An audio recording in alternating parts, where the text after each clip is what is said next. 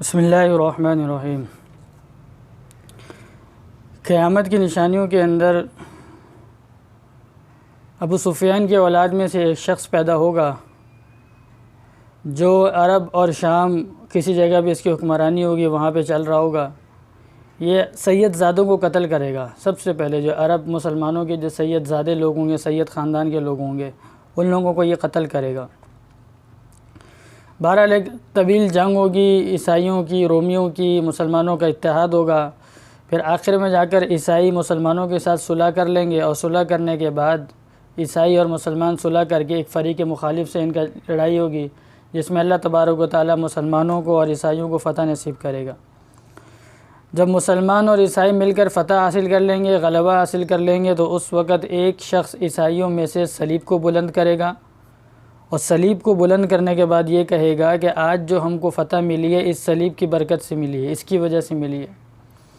پھر مسلمانوں میں ایک نوجوان کہے گا نہیں، اس کو مارے گا، پیٹے گا، اور کہے گا نہیں، آج دین اسلام غالب آ گیا، اور آج اس اسلام کی برکت سے، اس قرآن کی برکت سے اللہ تبارک و تعالیٰ نے ہم کو فتح دیا۔ پھر مسلمان اور عیسائی جو ان دو آپس میں صلح ہوئی تھی ان دونوں کی، اور مل کر لڑائی کر رہے تھے، ان دونوں کی آپس میں لڑائی شروع ہو جائے گی۔ مسلمان اپنے لوگوں کو، اپنی قوم کو پکاریں گے، عیسائی اپنی قوم کو پکاریں گے، اور مسلمانوں میں اور عیسائیوں میں ایک خانہ جنگی کا منظر برپا ہو جائے گا۔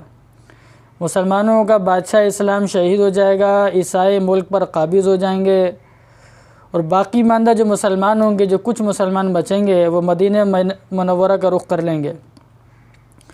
عیسائیوں کی حکومت اس وقت پھیلتی چلی جائے گی، اور خیبر تک، مدینہ منورہ کے قریب جو خیبر ہے، اس خیبر تک عیسائیوں کی حکومت آ جائے گی۔ اس وقت مسلمان تجسس کے اندر ہوں گے، پریشانی کے عالم کے اندر ہوں گے کہ کسی طریقے سے امام مہدی علیہ السلام کو تلاش کرے اور امام مہدی علیہ السلام کے ہاتھ پر بیعت کر لیں۔ جس وقت بادشاہ مسلمان شہید ہوگا اور عیسائیوں کی حکومت پھیلے گی، مسلمانوں کی حکومت ختم ہو جائے گی، عیسائیوں کا غلبہ ہو جائے گا، اس وقت عیسیٰ علیہ السلام، امام مہدی علیہ السلام مدینہ منورہ کے اندر ہوں گے۔ حدیث ابو داؤد کی حدیث ہے، اس خوف سے کہ کہیں مجھے حکمراں نہ بنا دیں، مجھے اپنا سرپرست نہ بنا دیں، وہ مدینے سے کوچ کر کے مکہ آئیں گے، اور اس زمانے کے جتنے اولیاء اللہ ہوں گے، ابدال ہوں گے، حضرت امام مہدی علیہ السلام کی تلاش میں ہوں گے کہ انہیں اپنا امیر بنا کر عیسائیوں کے خلاف مقابلہ کریں۔ جب امام مہدی علیہ السلام خانہ کعبہ مکے کے اندر آئیں گے تو مقام ابراہیم کی جگہ پر طواف کرتے ہوئے ایک جماعت ان کو پہچان لے گی، اور ان کا دل چاہے یا نہ چاہے وہ جماعت حضرت امام مہدی علیہ السلام کے ہاتھ پر بیعت کرے گی۔ حدیث کے اندر آتا ہے کہ جس سال حضرت امام مہدی سے لوگ بیعت کریں گے، اس کی سب سے بڑی نشانی یہ ہوگی کہ اس سے گزشتہ رمضان المبارک میں، رمضان کے مہینے کے اندر، سورج کو بھی اور چاند کو بھی، دونوں کو گرہن لگ چکا ہوگا۔ یعنی ایک ہی مہینے کے اندر رمضان المبارک میں سورج گرہن بھی ہوگا، چاند گرہن بھی ہوگا۔ یہ اس بات کی سب سے بڑی نشانی ہوگی کہ اب لوگ امام مہدی کے ہاتھ پر بیعت کریں گے۔ اور بیعت کے متعلق آسمان سے یہ آواز آئے گی کہ ھذا خلیفۃ اللہ المہدی فاستمعوا لہ واطیعوا، کہ یہ اللہ کا خلیفہ مہدی ہے، اس کے ہاتھ پر بیعت کرو، اس کی اطاعت کرو۔ ابو داؤد شریف کے اندر ہے کہ حضرت امام مہدی علیہ السلام کی چند نشانیاں بتائی گئی ہیں کہ امام مہدی علیہ السلام کیسے ہوں گے۔ تو روایت کے اندر آتا ہے کہ حضرت امام مہدی علیہ السلام حضرت فاطمہ الزہرا رضی اللہ تعالی عنہ کی اولاد میں سے ہوں گے۔ آپ کا قد و قامت لمبا ہوگا، بدن چست ہوگا، رنگ کھلا ہوا، اور چہرہ نبی کریم صلی اللہ علیہ وسلم کے چہرے کے مشابہ ہوگا۔ حضرت امام مہدی علیہ السلام کے اخلاق آپ صلی اللہ علیہ وسلم کے اخلاق کی طرح بلند ہوں گے، اور حضرت امام مہدی علیہ السلام کا نام محمد ہوگا، والد کا نام عبداللہ اور والدہ کا نام آمنہ ہوگا۔ زبان پہ ان کے تھوڑی سی لکنت ہوگی، جس کی وجہ سے کبھی کبھی تنگی کی وجہ سے کہ زبان سے الفاظ ادا نہیں ہو رہے، تنگی کی وجہ سے اپنی ران پہ ہاتھ ماریں گے۔ جس وقت امام مہدی علیہ السلام بیعت کریں گے، یعنی بیت اللہ میں جو میں نے بتایا آپ کو، لوگ مقام ابراہیم پر ان کو پہچان کے ان کے ہاتھ پر بیعت کریں گے، اس وقت ان کی عمر 40 سال ہوگی۔ جب لوگ ان کی خلافت مشہور ہو جائے گی، لوگ ان سے بیعت کرنے لگیں گے، تو مسلمان کی فوجیں جو دیگر ممالک میں جہاں جہاں ہوں گی وہ آپ کے پاس مکہ مکرمہ میں حاضر ہو جائیں گے۔ شام، عراق، یمن کے اولیاء کرام اور ابدال اعظام آپ کے زیر سایہ آ جائیں گے، اور ملک عرب کے بے شمار لوگ آپ کے اسلامی فوج میں داخل ہو جائیں گے۔ پھر امام مہدی علیہ السلام بیت اللہ کے نیچے ایک خزانہ دفن ہے جس کو رتاج الکعبہ کہا جاتا ہے، اس خزانے کو نکال کر مسلمانوں میں تقسیم فرمائیں گے۔ ابو داؤد کی حدیث ہے کہ امام مہدی علیہ السلام جب اس خزانے کو نکال کر تقسیم کریں گے اور اس کی خبر اسلامی دنیا میں پھیل جائے گی، تو خراسان سے، یہ جو ہمارا خراسان، افغانستان، وزیرستان، یہ جو سارا علاقہ ہمارا خراسان کا لگتا ہے، تو خراسان سے ایک شخص بہت بڑی فوج لے کر امام مہدی علیہ السلام کی مدد کے لیے پہنچے گا۔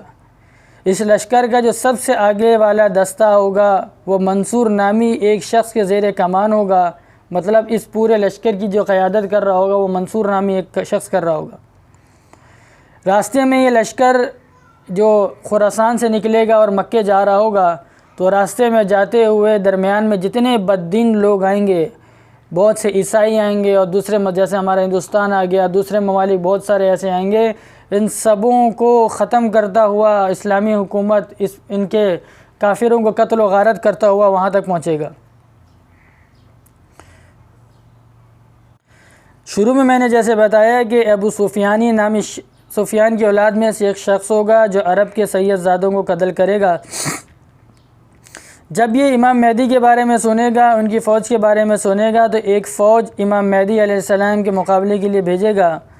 جب یہ فوج مدینہ منورہ کے درمیان ایک میدان میں آ کر پہاڑ کے دامن میں ٹھہرے گی، تو اسی جگہ اس فوج کے تمام لوگ، اس کے نیک لوگ بھی، بد لوگ سارے لوگ اللہ تبارک و تعالی زمین میں دھسا دیں گے۔ صرف اس لشکر کے اندر سے 2 آدمی بچ جائیں گے، ابو سفیان کی اس فوج کے 2 آدمی بچیں گے۔ ایک وہ جو امام مہدی علیہ السلام کو جا کے اس کی خبر کرے گا، اور دوسرا وہ جو ابو سفیان کو، مطلب اس کی اولاد کو جو یہ لشکر بھیجے گا اس کو جا کر اس کی خبر کرے گا کہ پورا کا پورا لشکر زمین کے اندر دھس گیا۔ جب عرب کی فوجیں اور دنیا کی فوجیں امام مہدی علیہ السلام کے ساتھ ملیں گی اور ان کا لشکر بڑھے گا، تو پوری دنیا میں عیسائی بھی ملنا شروع ہو جائیں گے اور عیسائیوں کی جماعت ملے گی، اور وہ سارے اتحاد کریں گے اور ایک بہت بڑی اسلامی فوج، اپنی عیسائیوں کی فوج بنائیں گے۔ صحیح بخاری کے اندر ہے کہ ہر جھنڈے کے نیچے 12 ہزار فوجی ہوں گے۔ حضرت امام مہدی علیہ السلام مکے سے کوچ فرمائیں گے، مدینہ منورہ پہنچیں گے، آقا نامدار حضرت محمد مصطفیٰ صلی اللہ علیہ وسلم کی روضے کی زیارت کریں گے اور پھر شام کی طرف روانہ ہو جائیں گے۔ پھر امام مہدی علیہ السلام عیسائیوں کے خلاف جہاد کریں گے۔ دمشق کے قریب و جوار میں عیسائیوں کی فوج سے آمنا سامنا ہوگا۔ پھر جو امام مہدی علیہ السلام کی فوج ہے، جو بڑی فوج ہوگی، اس میں عرب کے لوگ بھی ہوں گے، پوری دنیا کے لوگ، جو بھی لوگ ہوں گے۔ حدیث کے اندر آتا ہے کہ اس امام مہدی علیہ السلام کی فوج کے 3 گروہ بن جائیں گے۔ ایک گروہ تو وہ ہوگا جو ان عیسائیوں کی، ان نصارہ کی تعداد کو دیکھ کر کہ پوری دنیا کے عیسائی متحد ہے، وہ ان کو دیکھ کے ڈر کے بھاگ جائے گا، ایک گروہ۔ اور یہ وہ گروہ ہوگا جن کو اللہ تبارک و تعالیٰ کبھی معاف نہیں فرمائے گا۔ دوسرا گروہ وہ ہوگا جس میں کچھ خوش نصیب لوگ شہید ہو جائیں گے۔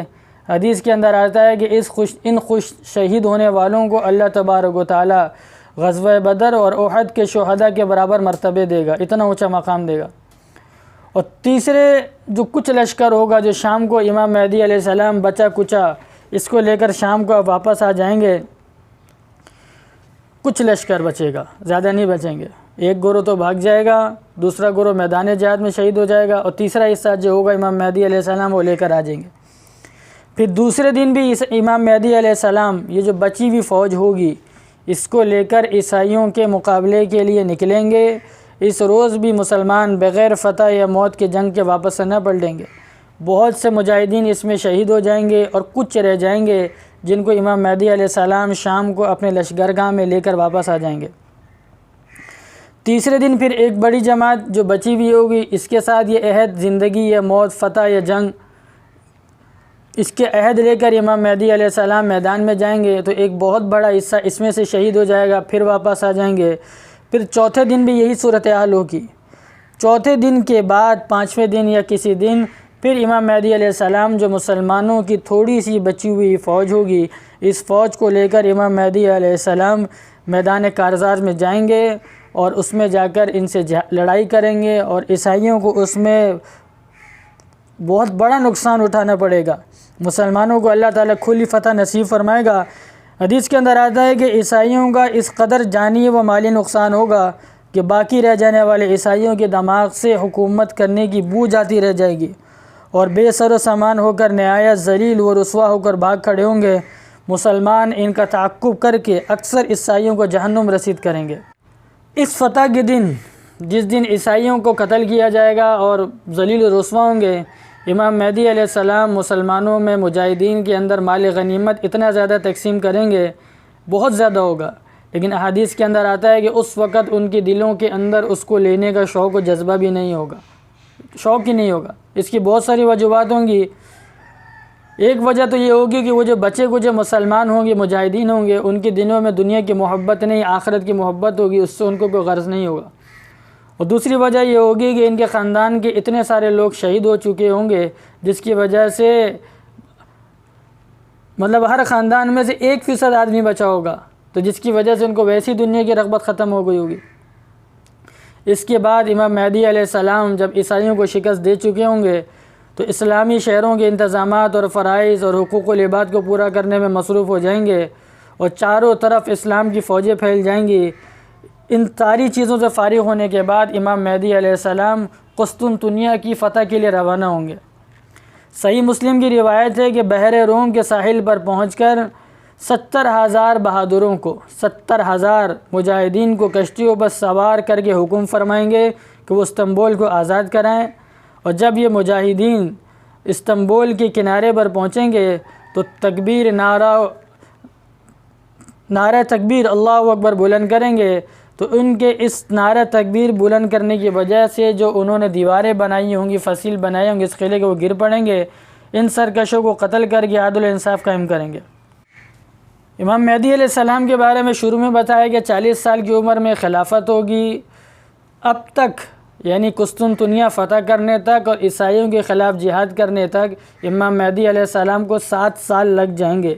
47 سال ہو چکے ہوں گے۔ امام مہدی علیہ السلام ملک کے انتظامات کو سنبھالنے میں مصروف ہوں گے۔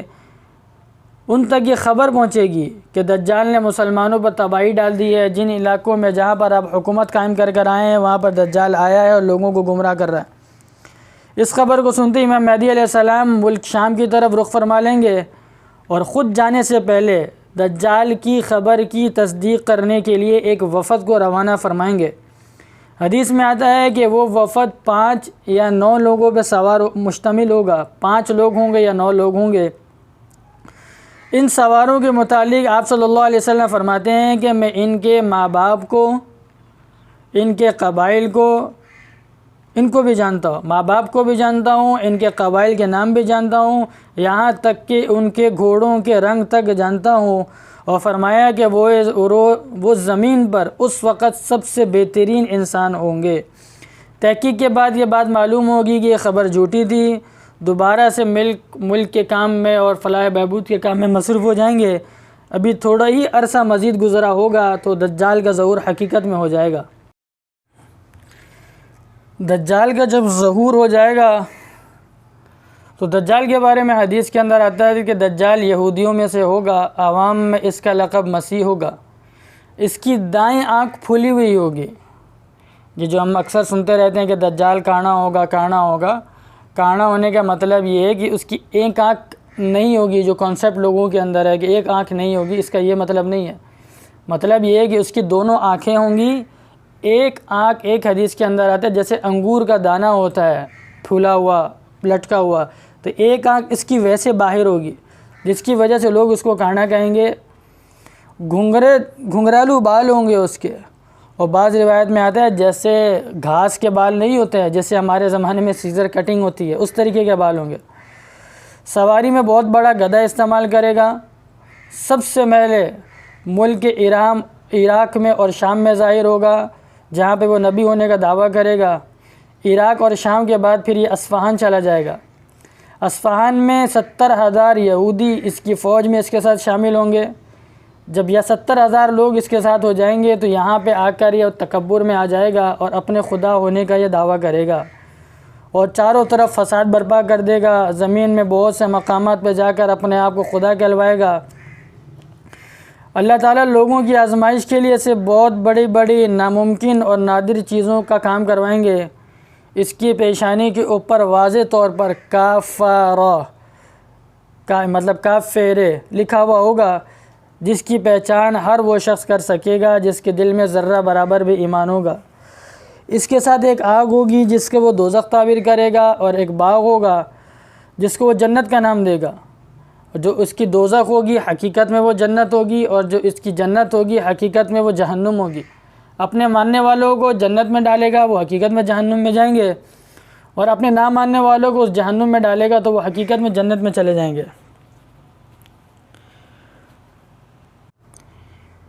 حدیث کے اندر آتا ہے کہ امام احمد رحمۃ اللہ نے نقل کیا ہے کہ اس کے دجال کے ظہور سے 2 سال پہلے قحط ہوگا، لوگوں کے پاس غلہ کم ہو، یہ آزمائش ہوگی، حالات کی امتحان ہوگا مسلمانوں کے اوپر کہ غلہ کم ہوگا، کھانے کی چیزیں کم ہوگی، بارش کم ہوگی، اناج کم ہوگا، مہنگائی ہوگی، ساری چیزیں ہوں گی۔ تو اس کے پاس یہ ذخیرہ ہوگا خوراک کا، جو اس کو خدا مان لے گا اس کو وہ کھانا بھی دے گا، اس کی زمین پہ بارش بھی کروائے گا، ان کی جانوروں کے تھنوں میں دودھ آ جائے گا، اور جو نہیں مانے گا ان کو کچھ نہیں ملے گا۔ لیکن حدیث کے اندر آتا ہے کہ اس وقت جو پکے ایمان والے ہوں گے، اہل ایمان ہوں گے، وہ ذکر کر کے سبحان اللہ والحمد للہ لا الہ الا اللہ واللہ اکبر پڑھ کے اللہ تبارک و تعالیٰ ان کے بھوک مٹا دے گا، ان کی پیاس کو مٹا دے گا۔ روایت کے اندر آتا ہے کہ بعض لوگوں سے کہے گا کہ میں تمہارے مردہ ماں باپ کو، باپ دادا کو، ان کو میں زندہ کر سکتا ہوں، میں خدا ہوں۔ تو وہ شیاطین کو حکم دے گا، تو شیطان اس کے ماں باپ کی شکل کے اندر زمین سے ظاہر ہو جائیں گے، کھڑے ہو کے بیٹھ جائیں گے۔ ان کو دیکھ کر یہ چھوٹے چھوٹے کمزور ایمان والے لوگ اور یہ سارے لوگ اس کو دیکھ کر گمراہ ہو جائیں گے کہ واقعی میں یہ خدا ہے۔ لیکن جو پکے ایمان والے لوگ ہوں گے، جن کو یقین ہوگا زندہ کرنے والا، موت دینے والا، زندگی دینے والا، موت دینے والا وہ اللہ ہی ہے، وہ اس کے بہکاوے میں نہیں آئیں گے۔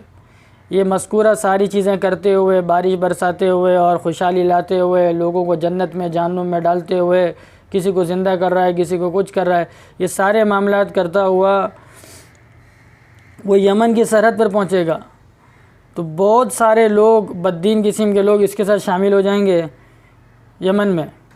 پھر روایت کے اندر صحیح مسلم میں اور بخاری کے اندر آتا ہے کہ یہاں سے لوٹ کر مکہ مکرمہ کے قریب مقیم ہوگا، مکہ مکرمہ میں داخل ہونا چاہے گا، لیکن مکہ مکرمہ میں اللہ تعالیٰ نے فرشتوں کی ذمہ لگایا ہوا ہے اس کی حفاظت کرنا، اس وجہ سے وہ مکے میں داخل نہیں ہو سکے گا۔ پھر وہاں سے مدینہ منورہ کے اندر داخل ہونا چاہے گا۔ صحیح بخاری کی حدیث ہے کہ اس وقت مدینہ منورہ میں 7 دروازے ہوں گے، ہر دروازے کی حفاظت کے لیے اللہ تعالیٰ 2 فرشتے مقرر کرے گا، جس کی وجہ سے دجال مدینہ منورہ میں بھی داخل نہیں ہو سکے گا۔ نیز ایک حدیث کے اندر آتا ہے کہ اس وقت مدینہ منورہ کے اندر زلزلہ آئے گا، سخت قسم کا زلزلہ آئے گا۔ شاید ایک روایت میں آتا ہے کہ 2 دفعہ زلزلہ آئے گا، جھٹکے آئیں گے زبردست قسم کے۔ تو اس وجہ سے جو لوگ وہاں پر اپنی دنیاوی اغراض کے لیے ٹھہرے ہوئے ہوں گے، ان کی رضا، اللہ کے نبی کی محبت نہیں ہوگی، اللہ کی محبت نہیں ہوگی، وہ صرف دنیاوی اغراض کے لیے ٹھہرے ہوں گے، وہ اس زلزلے سے خائف ہو کے، خوف کھا کے مدینہ منورہ سے باہر نکلیں گے اور باہر جا کے دجال کے فتنے میں پھنس جائیں گے وہ بیچارے۔ اور پھر جب یہ ملعون مدینہ منورہ کے باہر ہوگا، بہت سے لوگ اس کے جال میں پھنس جائیں گے، تو اس وقت ایک عالم دین کو جب اس دجال کے حال کے بارے میں پتہ چلے گا تو وہ اس سے مناظرہ کرنے کے لیے آئیں گے۔ وہ آ کر دجال کے جو حواریین ہوں گے، دجال کے جو چیلے ہوں گے، ان سے کہیں گے کہ بھائی تمہارا خدا کہاں ہے، دجال کہاں ہے، مجھے اس سے ملنا ہے۔ تو اس کے جو چیلے ہوں گے وہ کہیں گے، ایک چیلا کہے گا کہ تم نے ہمارے آقا، ہمارے خدا کا نام اتنے گستاخی سے لیا ہے، اس کو یہیں قتل کر دیتے ہیں۔ دوسرا چیلا کہے گا نہیں، ہمارے خدا نے ہمیں اس کو قتل کر لوگوں کو مارنے سے منع کیا ہے، پہلے ہم اس کو لے کر جائیں گے، ہمارا خدا ہمارا آقا اس کے بارے میں فیصلہ کرے گا۔ چنانچہ وہ جا کے دجال سے کہیں گے ایک شخص آیا ہے جو بڑا گستاخ ہے اور آپ کی خدمت میں حاضر ہونا چاہتا ہے۔ دجال ان بزرگ عالم دین کو اپنے پاس بلائے گا۔ جب وہ بزرگ دجال کے چہرے کی طرف دیکھیں گے تو اس پہ کاف فا را واضح طور پر لکھ کے فرمائیں گے کہ تو وہی کافر ہے اور وہی دجال ہے جس کے بارے میں نبی صلی اللہ علیہ وسلم نے خبر دی تھی۔ روایت کے اندر آتا ہے کہ دجال اس وقت غصے میں آئے گا اور غصے میں آنے کے بعد کہے گا کہ بھائی اس کو آرے سے چیز دو۔ اس بزرگ کے 2 ٹکڑے کر ڈالیں گے۔ دجال ایک حصہ دائیں طرف پھینکے گا، ایک بائیں طرف پھینکے گا اور درمیان میں اس کے چلے گا اور چل کے لوگوں کو دکھائے گا کہ دیکھو جو مجھے خدا نہیں مانتا اس کو میں کیسا کر سکتا ہوں۔ پھر اس کو دوبارہ زندہ کرے گا۔ جب دوبارہ زندہ کرے گا پھر ان سے کہے گا کیا تمہیں اب یقین ہو گیا کہ میں خدا ہوں، اب میری خدائی کو تسلیم کرو۔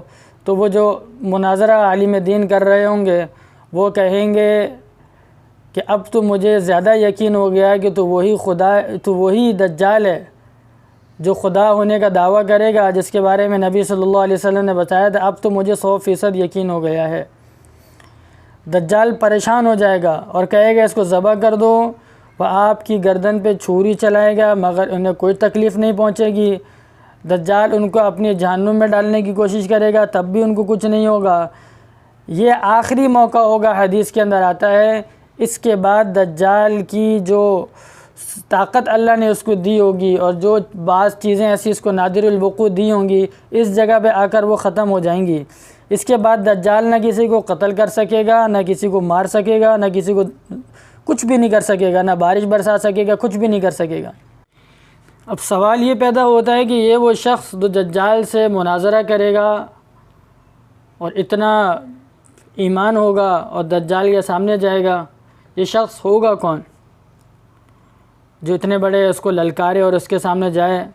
تو حافظ ابن کثیر رحمۃ اللہ علیہ نے اور دارقطنی نے اس بات کو ثابت کیا ہے کہ دجال سے مناظرہ کرنے والے حضرت خضر علیہ السلام ہوں گے، اس لیے کہ ان کی عمر قیامت تک کے لیے بڑھا دی گئی ہے۔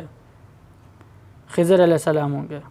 تو دجال یہاں جب کچھ نہیں کر پائے گا تو دجال یہاں سے ذلیل و رسوا ہو کر مدینے کے باہر تو تھا، یہ ذلیل و رسوا ہو کر دمشق شام کو جائے گا کہ کسی طرح شام چلا جائے۔ اس کے شام پہنچنے سے پہلے عزت امام مہدی علیہ السلام دمشق میں ہوں گے اور دمشق میں دجال کے فتنے کو مٹانے کی تیاری کر رہے ہوں گے کہ کسی طرح لشکر تیار کر رہے ہوں گے کہ کسی طریقے سے دجال کو قتل کیا جائے۔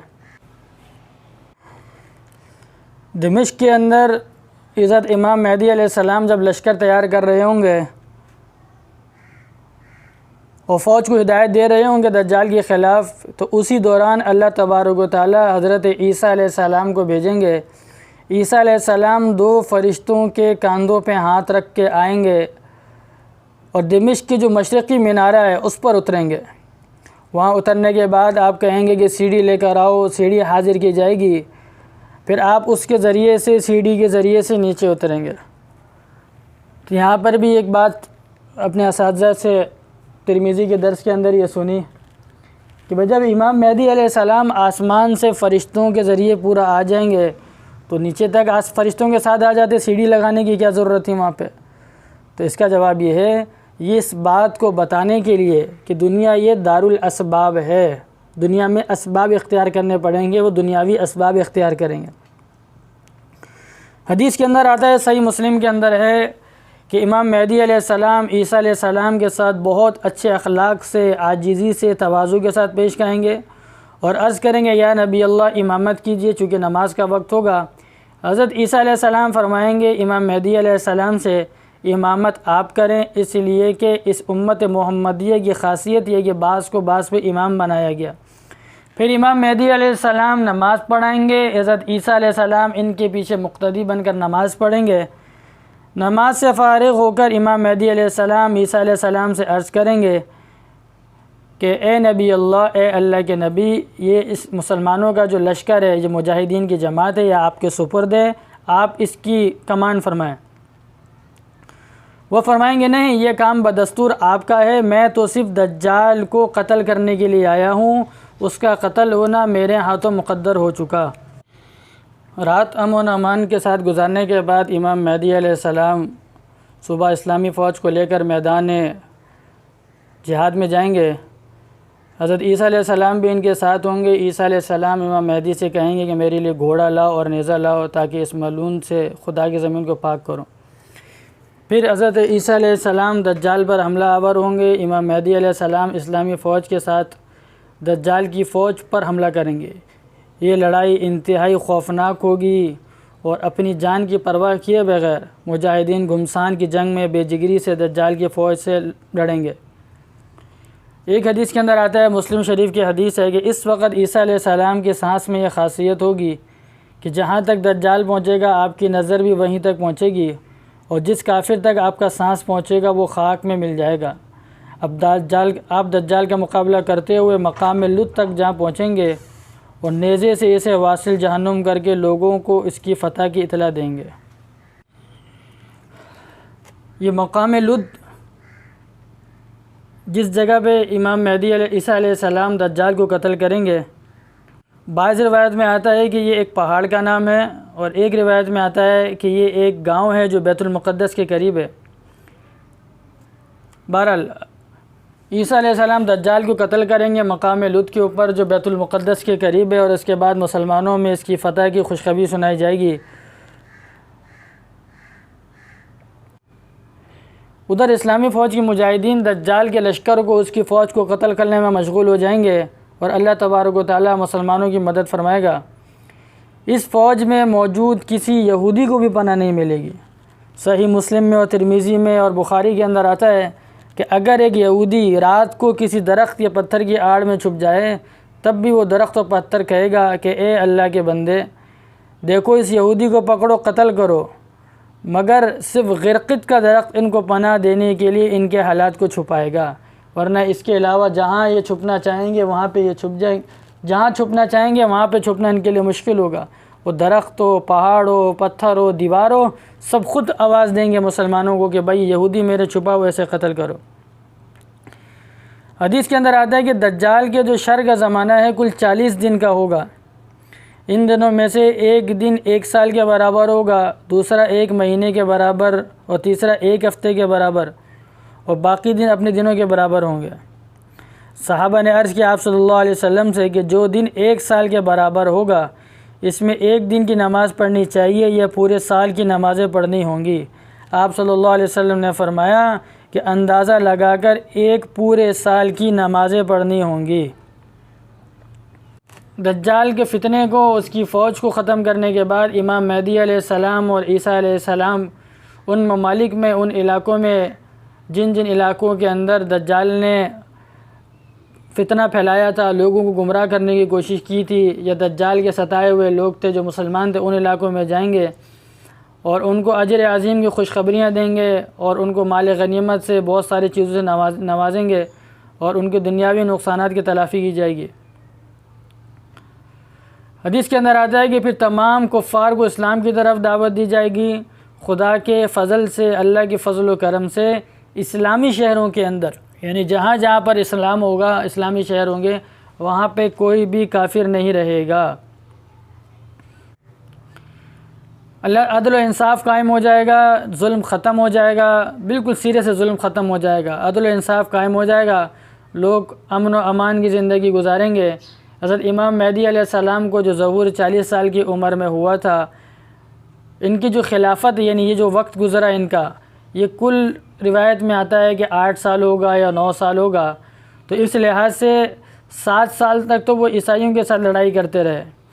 48واں سال جو تھا ان کا، یعنی 8واں سال، اس سال میں دجال کے ساتھ ان کا جہاد رہا، دجال کے ساتھ لڑائی کرنے میں یہودیوں کے ساتھ مصروف رہے، اور 39واں سال جو ہوگا، مطلب 9واں سال جو ان کا ہوگا، 49واں سال، اس سال ان کا انتقال ہو جائے گا، امام مہدی علیہ السلام کا وصال ہو جائے گا۔ حضرت عیسیٰ علیہ السلام آپ کی نماز جنازہ پڑھائیں گے، آپ کو قبر میں اتاریں گے، اس کے بعد لوگوں کے کاموں میں اور دوسرے نظام میں امام عیسیٰ علیہ السلام مصروف ہو جائیں گے۔ پھر جب عیسیٰ علیہ السلام اپنے کاموں میں اور مسلمانوں کی فلاح بہبود میں مصروف ہو جائیں گے، کیونکہ امام مہدی علیہ السلام تو چلے گئے ہوں گے، دنیا سے، اب عیسیٰ علیہ السلام اکیلے سارے انتظامات کو سنبھال رہے ہوں گے، تو صحیح مسلم کی روایت ہے کہ اللہ تعالیٰ کی طرف سے وحی آئے گی کہ میں اپنے بندوں میں سے ایک ایسے طاقتور بندے کو ظاہر کرنے والا ہوں کہ کسی شخص کو ان سے مقابلے کی طاقت نہیں، تو آپ میرے خالص بندوں کو لے کر کوہ طور پہ چلے جائیں، وہاں پناہ لیں۔ یعنی حکم ہوگا کہ آپ کوہ طور پہ چلے جائیں، مسلمانوں کو لے کر، جو خالص بندے ہیں ان کو لے کر کوہ طور پہ چلے جائیں۔ پھر عیسیٰ علیہ السلام اپنے ماننے والوں کو لے کر کوہ طور پر چلے جائیں گے، اور جو باقی مسلمان ہوں گے، جو بچے کچے لوگ ہوں گے، وہ قلعوں کے اندر چلے جائیں گے۔ طاقتور لوگ کون ہوں گے؟ یہ طاقتور لوگ یاجوج اور ماجوج ہوں گے، جن کو اللہ تبارک و تعالیٰ دنیا کے اندر بھیجے گا۔ ذوالقرنین نے لوگوں کے کہنے کے اوپر، ذوالقرنین جو مسلمانوں کے بادشاہ گزرے، نیک دل بادشاہ تھے، یمن میں ان کی حکومت تھی، انہوں نے لوگوں کے کہنے کے اوپر ایک ان کے شر سے بچنے کے لیے ایک دیوار بنائی تھی جس کی موٹائی 60 گز تھی۔ یاجوج اور ماجوج، حدیث کے اندر آتا ہے کہ پورا دن اس کو توڑنے کی کوشش کرتے ہیں، شام کو ویسے ہی چھوڑ دیتے ہیں۔ آپ صلی اللہ علیہ وسلم کے زمانے کے اندر فرمایا کہ اس وقت اتنا سوراخ ہو گیا ہے جتنا انگوٹھا اور کلمہ شہادت والی انگلی، یعنی انگوٹھے کو اور شہادت والی انگلی کو ملا کر جو دائرہ بنتا ہے، سوراخ بنتا ہے، اتنا بڑا سوراخ ان کا ہو گیا۔ جب اللہ تعالیٰ کو منظور ہو جائے گا تو یہ لوگ اس دیوار کو توڑیں گے، اور توڑنے کے بعد وہاں سے باہر آ جائیں گے۔ ابھی ٹائم ہوگا عیسیٰ علیہ السلام کے زمانے میں، جب یہ نکلیں گے تعداد میں جتنے زیادہ ہوں گے کہ جس طرف بندہ دیکھے گا یاجوج ماجوج نظر آئیں گے۔ حدیث کے اندر آتا ہے کہ جب ان کا پہلا دستہ بحر تبریہ پر پہنچے گا تو اس کا سارا پانی پی کر خشک کر دے گا، اور یہ بحر تبریہ 7 یا 8 میل لمبا پانی کا ایک وہ ہوگا، مطلب ایک جھیل ہوگی یا تالاب ہوگا 7 یا 8 میل لمبا۔ جب ایک جماعت پی کر اتنے زیادہ ہوں گے کہ اس کا سارا پانی پی لیں گے، جب اس کے بعد والی جماعت اس بحر تبریہ پر پہنچے گی تو ان کو ایسا محسوس ہوگا کہ شاید یہاں کبھی پانی تھا ہی نہیں۔ یہ لوگ قتل و غارت کریں گے، لوگوں کو ماریں گے، اس کو ماریں گے، اس طرح لوگوں کو ماریں گے، اور اس طریقے سے لوگوں کو پریشان کرتے ہوئے ملک شام میں آئیں گے تو کہیں گے کہ ہم نے زمین والوں کو تو ختم کر دیا، اب چلو آسمان والوں کو ختم کر دیتے۔ یہ کہہ کر آسمان کی طرف تیر پھینکیں گے، اور اللہ تبارک و تعالیٰ اس تیر کو خون میں لت پت کر کے واپس کرے گا، جس کو دیکھ کر یہ بڑے خوش ہوں گے اور کہیں گے اب تو ہمارے سوا کوئی باقی نہ رہا، ہم نے زمین میں بھی لوگوں کو مار دیا، آسمان میں بھی لوگوں کو مار دیا۔ چونکہ عیسیٰ علیہ السلام اپنے ماننے والوں کو لے کر کوہ طور پہ چلے جائیں گے، اور باقی لوگ جو غاروں میں ہوں گے ایمان والے وہ وہاں ہوں گے، باقی جو دنیا کے اندر فاسق فاجر لوگ، اس قسم کے لوگ بچیں گے، کافر، ان کو یاجوج ماجوج ختم کر دیں گے۔ پھر عیسیٰ علیہ السلام کے ساتھیوں کے اوپر چونکہ کافی دنوں سے اوپر ہوں گے، معاش کی تنگی ہوگی، کھانے پینے کا مسئلہ ہوگا، تو لوگ آ کر عیسیٰ علیہ السلام سے شکایت کریں گے، تو عیسیٰ علیہ السلام اللہ تبارک و تعالیٰ سے دعا کریں گے، اور آپ کے ساتھی آپ کے پیچھے کھڑے ہو کر آمین کہیں گے۔ اللہ تبارک و تعالیٰ عیسیٰ علیہ السلام کی اس دعا کو قبول کرے گا۔ پھر اللہ تعالیٰ ایک بیماری جس کو عربی میں نغف کہتے ہیں، نغف یا نغف، یہ ایک قسم کا دانہ ہوگا یا پھونسی ہوتی ہے جو بھیڑ بکری وغیرہ کی ناک میں اور گردن میں نکلتا ہے، اور طاعون کی طرح تھوڑی دیر میں انسان کو ہلاک کر دے گا۔ ساری کی ساری قوم جو یاجوج ماجوج کی تھی وہ ایک ہی وقت میں ہلاک ہو جائے گی۔ عیسیٰ علیہ السلام تحقیق حال کرنے کے لیے چند لوگوں کو قلعے سے اس سے باہر بھیجیں گے، کوہ طور سے باہر جو قلعہ ہوگا وہاں بھیجیں گے، جا کے دیکھ کر آؤ۔ تو ان کی لاشوں کی بو سے ایسی تعفن پھیل رہا ہوگا، ایسی بدبو آ رہی ہوگی، پھر یہ آ کر عیسیٰ علیہ السلام سے کہیں گے کہ زمین پہ تو قدم رکھنے کی جگہ نہیں ہے، اتنی بدبو ہے اور اتنی لاشیں ہیں۔ پھر عیسیٰ علیہ السلام اللہ تبارک و تعالیٰ سے دعا کریں گے تو اللہ تبارک و تعالیٰ لمبی لمبی گردنوں والے جانور کو ظاہر کریں گے، جو ان کی لاشوں میں سے کسی کو کھا لیں گے، کسی کو جزیروں میں پھینک دیں گے، اور ان کے خون اور زرد رنگ کے پانی سے زمین کو پاک کرنے کے لیے اللہ تبارک و تعالیٰ ایک بارش برسائے گا۔ پہلے وہ جانور آئیں گے بڑی بڑی گردنوں والے، شاید ڈائناسور ہوں یا کوئی اور ہوں، آ کر ان کو جو ہے نا وہ کھا جائیں گے، کسی کو جزیروں میں پھینک دیں گے، کسی کو سمندر میں پھینک دیں گے، کسی کو کچھ کر دیں گے، ساری زمین سے اس کو کھا پی کے ختم کر دیں گے۔ پھر جو ان کا جو خون رہ جائے گا اور جو گندگی ان کی رہ جائے گی، اس کو صاف کرنے کے لیے اللہ تبارک و تعالیٰ ایک بارش چلائے گا، جو بارش 40 دن تک مستقل ہوتی رہے گی، اتنی برسے گی کہ پورے زمین میں کوئی مکان، کوئی جگہ ایسی نہیں ہوگی کہ جہاں پر یہ بارش نہ جائے۔ پھر اس بارش کا نتیجہ یہ ہوگا کہ زمین بالکل صاف و پاک ہو جائے گی، زمین بالکل سرسبز و شاداب ہو جائے گی۔ زمین کی جو ایک اصلیت تھی سرسبز و شاداب ہونا، اصلیت میں زمین اس دن آئے گی۔ اور برکت کا یہ عالم ہوگا کہ ایک سیر اناج یا ایک گائے یا بکری کا دودھ ایک خاندان کے لیے کافی ہو جائے گا۔ تمام لوگ آرام و آسائش میں ہوں گے، زندہ لوگ مردہ لوگوں کی حسرت کر رہے ہوں گے کہ کاش آج میرے چاچا، میرے دادا، میرے والد، میری بہن، میرے بھائی جو دنیا سے چلے گئے وہ بھی زندہ ہوتے تو وہ بھی اس خوشحالی کا زمانہ دیکھ لیتے۔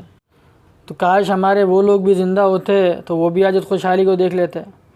زمین پر اس وقت حدیث کے اندر آتا ہے صرف ایمان والے بچیں گے، اس کے علاوہ کوئی نہیں ہوگا۔ کینہ، حسد لوگوں سے اٹھ جائے گا، سارے کے سارے لوگ اللہ کی اطاعت میں، فرمانبرداری میں مصروف ہو جائیں گے، حتیٰ کہ سانپ اور درندے بھی لوگوں کو تکلیف نہیں پہنچائیں گے۔ ترمذی میں ہے کہ یاجوج ماجوج قوم کی جو تلواریں اور نیامیں ہیں وہ ایک عرصے تک جلانے کے کام آتی رہیں گی۔ مسلسل 7 سال تک یہ خوشحالی کا زمانہ رہیں گے، خوشحالی رہے گی 7 سال تک، باوجود اس کے کہ لوگ خوشحال ہوں گے لیکن لوگوں میں نفسانی خواہشات پھر اپنا سر نکالیں گی، اور یہی ساری چیزیں ہمیشہ سے اسلام کے اور مسلمانوں کے خلاف رہی، اس وقت بھی ایسا ہوگا۔ اس خواہشات کی وجہ سے پھر جو مسلمانوں کی ترقی ہوگی یہ ترقی رک جائے گی، جو خوشحالی کا زمانہ تو رک جائے گا۔ عیسیٰ علیہ السلام کا جو زمین میں قیام کا وقت ہوگا وہ کل 40 سال ہوگا۔ عیسیٰ علیہ السلام کا نکاح ہوگا، اولاد پیدا ہوگی، پر عیسیٰ علیہ السلام کا جب انتقال ہوگا تو حضور صلی اللہ علیہ وسلم کے روضہ مبارک میں جو ایک جگہ باقی ہے، ابو بکر رضی اللہ تعالیٰ عنہ، عمر رضی اللہ تعالیٰ عنہ، نبی صلی اللہ علیہ وسلم، اور ایک قبر کی جگہ ہے، اس جگہ پر عیسیٰ علیہ السلام مدفون ہوں گے۔ عیسیٰ علیہ السلام کی دنیا سے چلے جانے کے بعد مشکات وغیرہ کی حدیث کے اندر آتا ہے کہ ملک یمن کی ایک رہائشی ملک یمن کا رہنے والا ایک شخص ہوگا جو آپ کے بعد خلیفہ بنے گا، اس کا نام جہجہ ہوگا، قبیلہ قحطان سے اس کا تعلق ہوگا، اور یہ شخص بھی بہت عدل و انصاف کرنے والا اور اچھا حکمران ہوگا۔ پھر روایت کے اندر آتا ہے کہ اس جہجہ کے انتقال کے بعد پھر دوسرے حکمران آئیں گے، آتے رہیں گے، لیکن بس آہستہ دنیا بس وہ آخرت کی طرف جائے گی تو وہ ظلم ستم اور یہ ساری چیزیں آہستہ کر کے دوبارہ بڑھنے لگیں گی۔ ایسے حکمران آ جائیں گے حکومت کرنے والے جو حکومت کر نہیں سکتے ہوں گے۔ پھر حدیث کے اندر آتا ہے کہ جب یہ ظلم ستم دوبارہ بڑھنے لگ جائے گا اور عدل و انصاف ختم ہو جائے گا، لوگ مسلمان دوبارہ پھر نافرمانی کی طرف جانے لگیں گے، تو اللہ تعالیٰ ایک دھواں نمودار کرے گا۔ دھواں جیسے پوری زمین پہ جیسے ہمارے بعض علاقوں میں ہوتا ہے دھواں، اس طرح دھواں نمودار ہوگا جو پوری زمین پہ چھا جائے گا۔ اس سے لوگ تنگ ہو جائیں گے۔ اس دھوئیں کی وجہ سے جو بعض مسلمان ہوں گے ان میں تو صرف دماغ کمزور ہو جائے گا، نزلہ زکام ہو جائے گا، لیکن جو منافقین ہوں گے ایسے بے ہوش ہو جائیں گے کہ بعض 1 دن، بعض 3 دن تک بے ہوش ہوتے جائیں گے، بعض 3 دن تک، بعض 4 دن تک وہ اس دھوئیں کی وجہ سے بے ہوش ہو جائیں گے۔ یہ دھواں 40 دن تک مستقل رہے گا، پھر اس کے بعد موسم جو دوبارہ صاف ہو جائے گا۔ اسی مہینے میں، جس مہینے میں یہ دھواں نکلے گا، اس دھوئیں کے 40 دن یہ دھوئیں رہنے کے بعد ذی الحجہ کے مہینے کے اندر ایک رات، یعنی 10 ذی الحجہ کے بعد ایک رات ایسے 9 ذی الحجہ کے بعد، یوم نحر کے بعد، معذرت کے ساتھ 10 ذی الحجہ کے بعد ایک رات اس قدر لمبی ہوگی کہ مسافر تنگ ہو جائیں گے، بچے خواب سے بیدار ہو جائیں گے، مویشی اپنی چراگاہوں میں، جانور پریشان ہو جائیں گے کہ بھائی صبح کیوں نہیں ہو رہی۔ یہاں تک کہ لوگ بے چینی کی وجہ سے گڑ گڑانا شروع کر دیں گے اور توبہ پکار اٹھیں گے۔ حدیث کے اندر آتا ہے کہ یہ 3 راتوں کے بقدر یا 4 راتوں کے بقدر، یعنی ایک رات 3 رات یا 4 رات کے بقدر لمبی ہوگی۔ اس کے بعد کو سورج جو ہے صبح مشرق کی بجائے مغرب سے نکلے گا، اور بالکل جیسے چاند گرہن کی طرح ہوتا ہے، چاند گرہن کیسے ہوتا ہے اس طریقے سے بالکل تھوڑی روشنی لے کر نکلے گا، اور سارے لوگ اس وقت توبہ کرنے کے چلیں گے کہ بھائی اللہ ہمیں معاف کر دے، لیکن اس وقت توبہ کا دروازہ بند ہو چکا ہوگا۔ دوسرے دن جب یہ سورج اس طریقے سے تھوڑی روشنی کے ساتھ نکلے گا، لوگ اسی کے بارے میں باتیں اس کے بعد حدیث کے اندر آتا ہے کہ روزانہ سورج اس طرح تھوڑی روشنی کے ساتھ نکلے گا، لوگ اسی کے بارے میں بات کر رہے ہوں گے، تذکرہ کر رہے ہوں گے سورج کے بارے میں۔ تو کوہ صفا سے جو کعبہ کی مشرقی جانب ہے، ایک کوہ صفا جو پہاڑ ہے وہ زلزلے سے پھٹ جائے گا، جس میں سے ایک نادر شکل کا جانور برآمد ہوگا۔ حدیث کے اندر آتا ہے کہ اس سے پہلے اس جانور کے نکلنے کی خبریں بہت دفعہ پھیل چکی ہوں گی، اور قرآن کے اندر آتا ہے وَإِذَا وَقَعَ الْقَوْلُ عَلَيْهِمْ أَخْرَجْنَا لَهُمْ دَابَّةً مِّنَ الْأَرْضِ تُكَلِّمُهُمْ أَنَّ النَّاسَ كَانُوا بِآيَاتِنَا لَا يُوقِنُونَ۔ جب قیامت کا وعدہ ان لوگوں سے پورا ہونے کو ہوگا تو ہم زمین میں سے ان کے لیے بطور نشانی کے لیے ایک جانور کو نکالیں گے، وہ ان سے کہے گا لوگ خدا کی باتوں کا، اور وہ لوگ خدا کی باتوں کا یقین نہیں رکھتے تھے۔ حدیث کے اندر آتا ہے کہ شکل کے لحاظ سے یہ جانور 7 چیزوں پر مشتمل ہوگا، 7 جانوروں کے مشابہ ہوگا۔ اس جانور کا چہرہ آدمی کی طرح ہوگا، اس کے جو پاؤں ہوں گے یہ اونٹ کی طرح ہوں گے، اس کی جو گردن ہوگی وہ گھوڑے کی طرح ہوگی، اس کی جو دم ہوگی وہ بیل کی طرح ہوگی، اس کی جو سرین ہے یعنی رانے جو ہیں اس کی وہ ہرن کی طرح ہوں گی، سینگ اس کے 12 سینگے کی طرح ہوں گے، اور ہاتھ اس کے بندر کی طرح ہوں گے۔ حالانکہ یہ جانور ہوگا، زمین سے نکلے گا قیامت کے قریب، لیکن بہت فصیح اللسان ہوگا، بہت اچھی گفتگو کرے گا۔ اس کے ایک ہاتھ میں عیسیٰ علیہ السلام کا عصا ہوگا اور دوسرے ہاتھ میں سلیمان علیہ السلام کی انگوٹھی ہوگی۔ حدیث کے اندر آتا ہے کہ تمام شہروں میں پوری دنیا میں انتہائی تیزی سے سفر کرے گا کہ کوئی شخص بھی اس سے جان نہیں چھڑا سکے گا۔ جو ایمان والے ہوں گے تو اس کے لیے کیا کرے گا، یہ موسیٰ علیہ السلام کی جو لاٹھی اس کے پاس ہوگی اس کے پیشانی کے اوپر ایک لکیر کھینچے گا، جس کی وجہ سے اس کا چہرہ بالکل روشن منور ہو جائے گا۔ اور جو بے ایمان ہوں گے، منافق ہوں گے یا کافر ہوں گے، کچھ بھی ہوں گے، تو ان کے لیے سلیمان علیہ السلام کی انگوٹھی سے اس کی ناک پر اور گردن پر ایک مہر لگائے گا، سیاہ مہر، جس کی وجہ سے اس آدمی کا چہرہ کالا ہونا شروع ہو جائے گا۔ اور حدیث کے اندر آتا ہے کہ ایمان والے کا چہرہ روشن ہو جائے گا، کافر کا چہرہ سیاہ ہو جائے گا۔ تو یہ دونوں ایسے ہوں گے کہ جب ایک دسترخوان پہ ایک جگہ پہ ایک مسلمان بیٹھے گا اور ایک منافق کافر بیٹھے گا تو واضح طور پہ چہرے سے پتہ چل جائے گا یہ مسلمان ہے یہ کافر ہے۔ یہ جانور جس کو قرآن اور حدیث کے اندر دابۃ الارض کے نام سے پکارا گیا، دابۃ الارض، جب یہ اس کام سے فارغ ہو جائے گا اس کے بعد یہ غائب ہو جائے گا۔ یہ بات اپنے ذہن میں اچھی طریقے سے رکھیں کہ سورج مشرق کی بجائے مغرب سے نکلے گا، جب اس وقت سے لے کر اور قیامت کے دن جو سور پھونکا جائے گا، اس جو درمیان کا عرصہ یہ 120 سال کا ہوگا۔ سورج کے سور مشرق سے مغرب سے نکلنا اور یہ اسرافیل علیہ السلام کا سور پھونکنا، یہ 120 سال کا وقفہ ہوگا۔ پھر جب یہ دابۃ الارض جب یہ غائب ہو چکا ہوگا تو اس وقت اللہ تبارک و تعالیٰ مشرق سے ایک نہایت اچھی فرحت والی اور پیاری ہوا چلائے گا، جس کی وجہ سے ہر ایمان والے کی بغل میں ایک درد اٹھے گا۔ ایمان والے جو ہوں گے دنیا کے اندر بچے کچے، ان کے بغل میں درد اٹھے گا، تو جو سب سے زیادہ ایمان والا ہوگا پہلے وہ جائے گا، پھر اس سے کم ایمان والا وہ جائے گا، پھر وہ جائے گا، اس طرح کرتے کرتے ترتیب کے ساتھ ایک وقت ایسا آئے گا کہ ایک زمین پر ایک ایمان والا بھی نہیں رہے گا۔ اس واقعے کے بعد زمین میں صرف کافر ہی ہوں گے، مسلمان کوئی بھی نہیں ہوگا، ایمان والا کوئی بھی نہیں ہوگا۔ پھر جب ایمان والا کوئی بھی نہیں رہے گا دنیا کے اندر تو حبشہ والوں کی حکومت آ جائے گی، حبشی لوگوں کی، پوری دنیا میں ان کی حکومت پھیل جائے گی۔ ایک حدیث میں تو یہ آتا ہے کہ حبشہ والے جو ہیں بیت اللہ کو گرا دیں گے۔ آپ صلی اللہ علیہ وسلم نے فرمایا کہ میں دیکھتا ہوں کہ ننگی پنڈلیوں والے، کالی پنڈلیوں والے حبشی لوگ یہ بیت اللہ کی دیوار کو ڈھا رہے ہیں، اور جس وقت یہ بیت اللہ کی آخری اینٹ کو توڑیں گے اللہ تعالیٰ اسی وقت قیامت لے کر آئے گا۔ تو یہ جو 120 سال کے عرصے میں ان حبشہ والوں کی حکومت آ جائے گی، ان لوگوں کے دلوں کے اندر، کیونکہ کافر رہ جائیں گے، مسلمان تو کوئی بچے گا نہیں، ان لوگوں کے دلوں میں کسی کی محبت نہیں ہوگی، سارے کے سارے لوگ اپنی نفسانی خواہشات کو پورا کرنے میں شراب کے اندر، زنا کے اندر، ظلم کے اندر، جہالت کے اندر اور ان ساری چیزوں میں لگ جائیں گے۔ بس زندگی گزارنی ہے جس طریقے سے گزاریں. پھر اللہ تعالیٰ کی آفتیں، اللہ تعالیٰ کی مصیبتیں ان کے اوپر بھی آنا شروع ہو جائیں گی. بڑے بڑے شہر ویران ہو جائیں گے، بڑے بڑے قصبے ویران ہو جائیں گے. حدیث کے اندر آتا ہے کہ جو بڑے بڑے شہر ہوں گے نا وہ چھوٹے چھوٹے دیہاتوں کی طرح رہ جائیں گے، ایک دوسروں کو ایسے قتل و غارت کریں گے. اور جہالت اس قدر عام ہو جائے گی کہ لوگ اللہ تبارک و تعالیٰ کا نام تک بھول جائیں گے.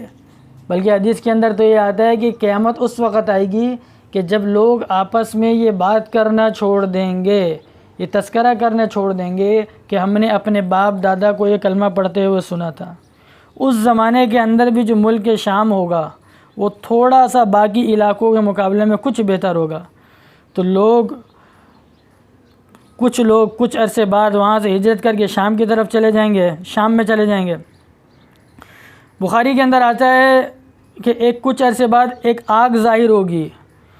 وہ آگ لوگوں کی طرف بڑھے گی، جہاں پہ لوگ ہوں گے وہ آگ لوگوں کے پیچھے چلے گی اور لوگ اس سے بھاگیں گے. وہ آگ پیچھے چلے گی، لوگ بھاگیں گے. وہ آگ چلے گی، لوگ بھاگیں گے. جب لوگ دوپہر کے وقت تھک ہار کے بیٹھ جائیں گے اور اپنی عاجزی کا اظہار کر دیں گے تو آگ بھی ٹھہر جائے گی اور لوگ آرام کر لیں گے. صبح ہوتے ہی پھر آگ پیچھا کرے گی، انسان بھاگیں گے، پھر آگ پیچھے کرے گی، پھر بھاگیں گے. وہ کرتے کرتے ساری جگہ سے لوگوں کو جمع کر کے ملک شام میں پہنچا دے گی. اس کے بعد وہ آگ لوٹ کر غائب ہو جائے گی. پھر اس کے بعد زیادہ تر لوگ ملک شام میں رہیں گے. لوگوں کو اپنے پرانے وطن کی، اپنے گھروں کی یاد ستانے لگے گی اور مجموعی طور پر لوگ جو ہے نا وہ پریشان ہوں گے، پریشانی کے عالم میں زندگی گزار رہیں گے.